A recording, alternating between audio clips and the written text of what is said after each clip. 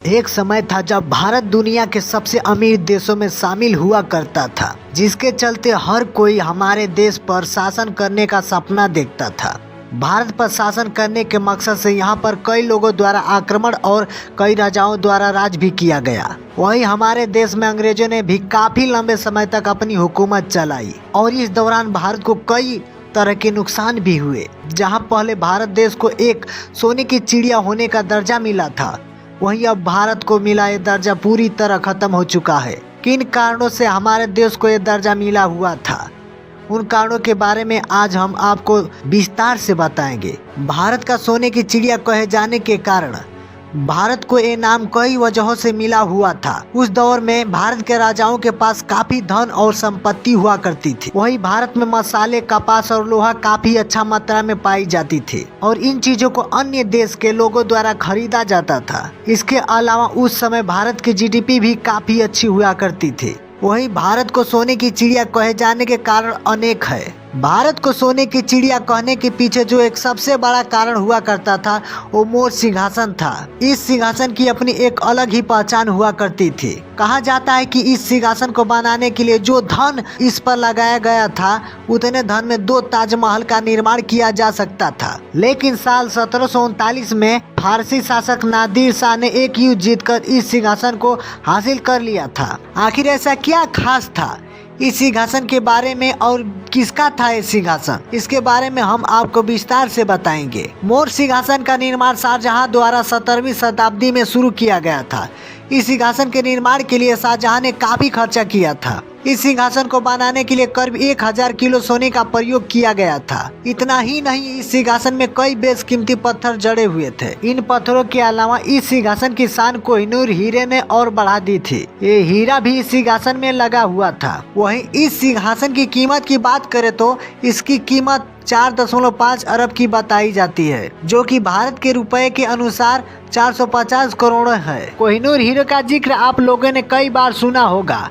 आपको पता ही होगा कि ये हीरा भारत के पास हुआ करता था, जिसके बाद ये हीरा कई लोगों के हाथों से गुजरते हुए आज इंग्लैंड की रानी के ताज की शान बढ़ा रहा है। उस समय पूरे विश्व में इस हीरे का आकार सबसे बड़ा हुआ करता था। वही कहा जाता है कि ये हीरा 5000 साल पुराना था। भारत के उस्मान अली खान थे दुनिया के सबसे अमीर आदमी थे। हैदराबाद के शासक उस्मान अली खान को टाइम मैगजीन द्वारा साल 1937 में दुनिया का सबसे अमीर आदमी घोषित किया गया था। इतना ही नहीं, टाइम मैगजीन ने उनकी फोटो अपनी पत्रिका के कवर पेज पर भी लगाई थी और मैगनीज के मुताबिक उस वक्त उनके पास दुनिया में सबसे ज्यादा संपत्ति हुआ करती थी, जो कि उस समय अमेरिका की अर्थव्यवस्था के 2% के बराबर मानी जाती थी। उस्मान अली खान ने साल 1911 में हैदराबाद के शासक के तौर पर गद्दी संभाली थी। आंध्र प्रदेश, कर्नाटक और महाराष्ट्र उस वक्त हैदराबाद का हिस्सा हुआ करते थे। निजाम की शान और शौकत देखकर उस समय भारत में राज करने वाले ब्रिटिश इंडिया भी हैरान रह गई।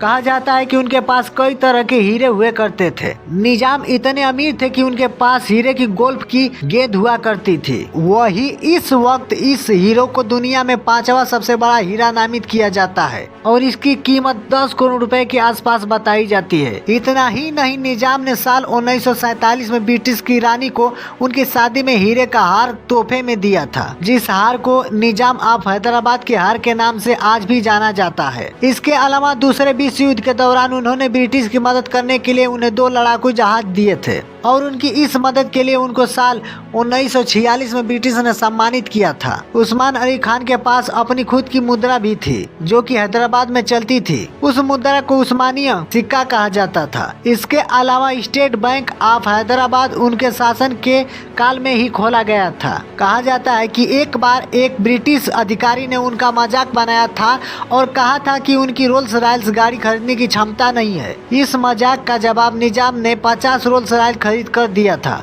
इतना ही नहीं, इन गाड़ियों का प्रयोग वो कूड़ा उठाने के लिए करते थे। उस्मान अली खान के शासन के बारे में पढ़कर आपको तो ये अंदाजा लग ही गया होगा कि उनके पास काफी दौलत हुआ करती थी। वही भारत को सोने की चिड़िया होने का दर्जा मिलने के पीछे एक कारण उनकी दौलत भी हुआ करती थी। भारत की सकल घरेलू उत्पाद बेशक इस समय ज्यादा खास ना हो, मगर कहा जाता है कि 1 ईसा पूर्व और 1000 ईसा पूर्व के दौरान भारत की जीडीपी दुनिया में सबसे अधिक थी। इतना ही नहीं, भारत में कई तरह के कीमती पत्थर भी पाए जाते थे। इसके अलावा भारत में खूब मात्रा में सोना भी मौजूद हुआ करता था। लेकिन वक्त के साथ साथ इन सब चीजों में गिरावट आने लगी। भारत के राजाओं की मेहनत, भारत के महान शासकों ने अपने शासन काल में अपने अपने राज्य की तरक्की के लिए कई कार्य किए थे, जिससे कि उनका राज्य हमेशा से धनी रहा करता था। कहा जाता है कि मुगल शासन के दौरान देश की आय ब्रिटेन के पूरे राजकोष से भी बड़ी थी। इसके अलावा भारत में ही सबसे पहले वस्तु विनिमय प्रणाली चलती थी। भारत कई चीजों का आयात और निर्यात भी किया करता था। भारत देश शुरू से ही हर चीजों को लेकर धनी रहा।